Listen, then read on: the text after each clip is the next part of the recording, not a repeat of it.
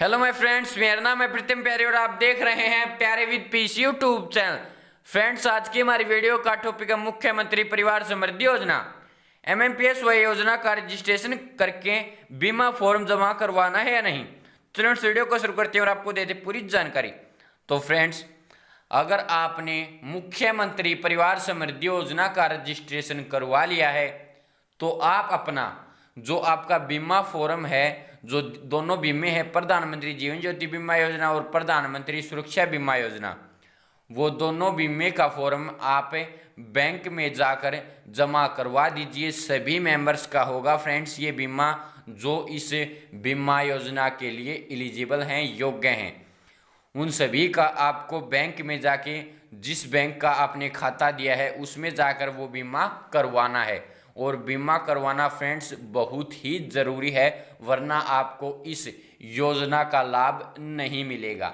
और फ्रेंड्स, जिन्होंने पहले फॉर्म भरवा दिया था पिछली साल, तो उनके पैसे भी आ गए हैं, तो भी उनको बीमा करवाना है।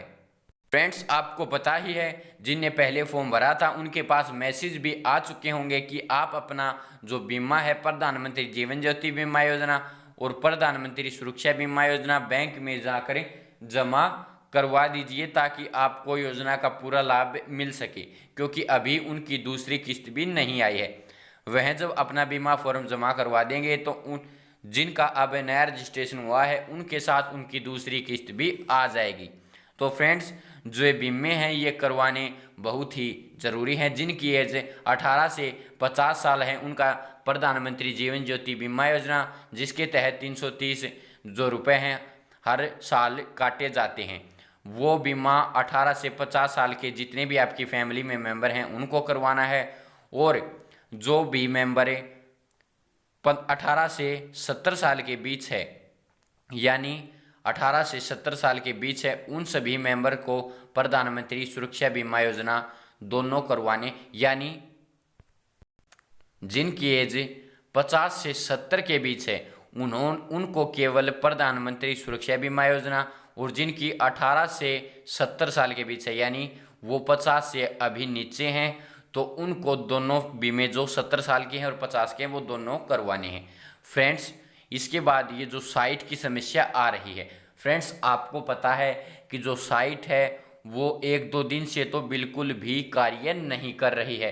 रजिस्ट्रेशन लगभग 1-2 व्यक्तियों का हो जाता है, या फिर बाई चांस ऑपरेटर जब ओपन करता है तो साइट ओपन हो जाती है और 1-2 रजिस्ट्रेशन हो जाते हैं फ्रेंड्स। लेकिन ये साइट आज कार्य बिल्कुल भी नहीं कर रही है, यानी कल ये जो साइट है वो बिल्कुल भी कार्य नहीं कर रही थी। जैसे इसमें दिक्कत क्या आ रही थी कि ऑपरेटर लॉगिन नहीं हो रहा था। इस प्रकार की जो समस्या है वो आ रही है।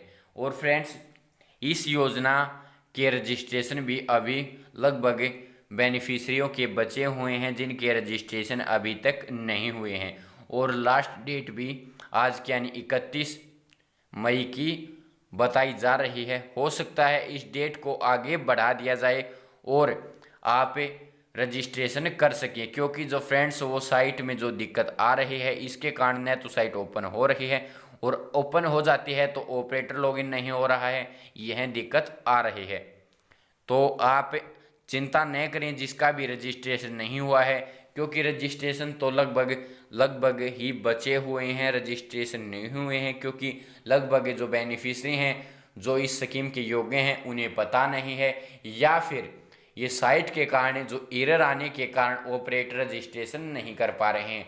और जो ये पहले दिक्कत आ रही थी वो सेल्फ रजिस्ट्रेशन के कारण आ रही थी, क्योंकि सेल्फ रजिस्ट्रेशन कर ओपन होने के कारण ज़्यादा जो लोग थे इस साइट के ऊपर विजिट कर रहे थे, और इसके कारण जो साइट ओवरलोड होने के कारण साइट कार्य नहीं कर रही थी।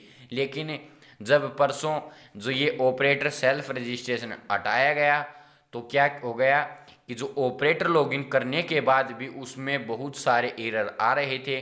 और फ्रेंड्स, एक दिक्कत और है, जब आप फॉर्म सबमिट करते हैं तो आपकी जो डिटेल है वो सबमिट हो जाती हैं, लेकिन जब आप फिर से फाइनल सबमिट करते हैं तो आपके सामने जो डिटेल हैं वो आपके सामने ऑलरेडी अकाउंट नंबर एग्जिस्ट आता है, तो आपको चिंता करने की बिल्कुल भी ज़रूरत नहीं है। जब आप अपनी डिटेल सबमिट करते हैं तो अनडिफाइंड दिखा देता है या फिर कोई और ही रह आ जाता है।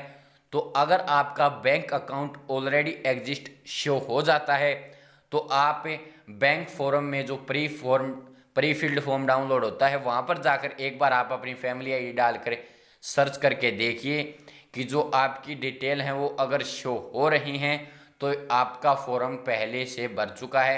अब आपको डॉक्यूमेंट अपलोड करने की ज़रूरत नहीं है, क्योंकि आपका जो डॉक्यूमेंट है वो पहले ही अपलोड हो गया है।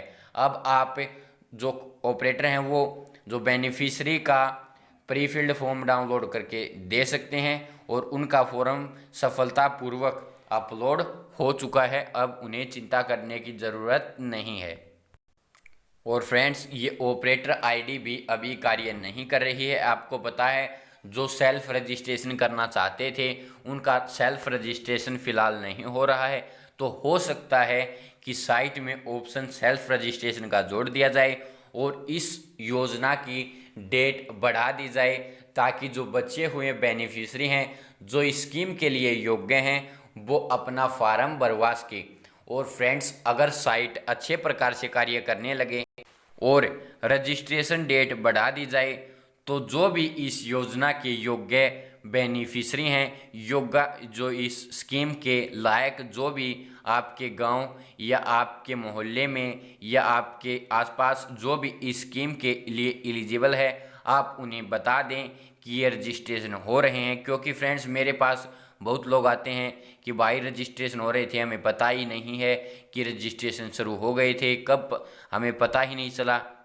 तो इस प्रकार अगर आपके गांव में भी हाल है तो आप एक बार जो ऑपरेटर हैं वो बता दें, या गांव में जो रेड दिवाई जाती है, आपको पता है कि चौकीदार रेड देता है, आप वो रेड दिवा सकते हैं कि जो स्कीम के जो रजिस्ट्रेशन है वो ओपन हो रखे हैं। अगर डेट बढ़ा दी जाए तो ही आप इस प्रकार की सूचना जारी करवाएं, वरना अगर कल जो ये साइट है वो कल भी चलती है तो फिर आप इस प्रकार की जो खबर दे सकते हैं, ताकि जो बचे हुए लोग हैं वो भी इस स्कीम के अंदर अपना लाभ उठा सकें, उनको दिक्कत न आए। क्योंकि फ्रेंड्स, आपको पता है कि जब पिछली बार रजिस्ट्रेशन हुए थे तो बहुत से लोग बच गए थे और वो इस स्कीम का लाभ नहीं उठा पाए थे और उनके पास कोई तरीका नहीं था वेट करने का। लेकिन इस बार ऐसी समस्या न आए, आप इस बात को सभी तक पहुंचाएं कि रजिस्ट्रेशन होने शुरू हो गए हैं। खट्टर की जो स्कीम है, यानी मुख्यमंत्री की जो स्कीम है, वो उसका आप लाभ उठा सकते हैं। अगर आपके पास 5 किले से कम ज़मीन है, 5 एकड़ आपकी कम ज़मीन है 5 एकड़ से, और 1,80,000 से कम इनकम है, उन्हें आप अपनी भाषा में समझा दें, यानी आप जो आपकी देसी भाषा होती है उस प्रकार आपको उनको बता दें कि अगर 1,80,000 से कम इनकम है, आपके घर में कोई सरकारी नौकरी नहीं है और आपकी ज़मीन 5 किले से नीचे है, तो आप इस योजना के लायक हैं और इस योजना में रजिस्ट्रेशन करवा लीजिए। और फ्रेंड्स, जो ऑपरेटर हैं वो लॉगिन नहीं कर पा रहे हैं, हो सकता है 1-2 ऑपरेटर्स का कोई फार्म भरा भी गया हो, लेकिन मेरा भी एक फार्म में कल सुबह भरा गया था, इसके बाद कोई भी फार्म नहीं भरा गया। लेकिन बीच में एक बार मेरी आईडी लॉगिन हो गई थी, उसके बाद मेरे पास फ़िलहाल कोई फार्म नहीं था, इसलिए मैं नहीं भर पाया। हो सकता है उस समय फार्म भरा जा सकता हो, लेकिन इसके बाद आईडी भी अभी लॉगिन नहीं हुई है। तो फ्रेंड्स, आप चिंता न करें, हो सकता है इस योजना की डेट बढ़ाई जाए, क्योंकि जो फार्म है बहुत लोगों के बचे हुए हैं, तो इसलिए डेट बढ़ाई जाएगी। लेकिन जो भी बेनिफिशियरी इस स्कीम में अपना रजिस्ट्रेशन करवा चुके हैं वो कृपया करके इन बीमों को जमा करवा दें।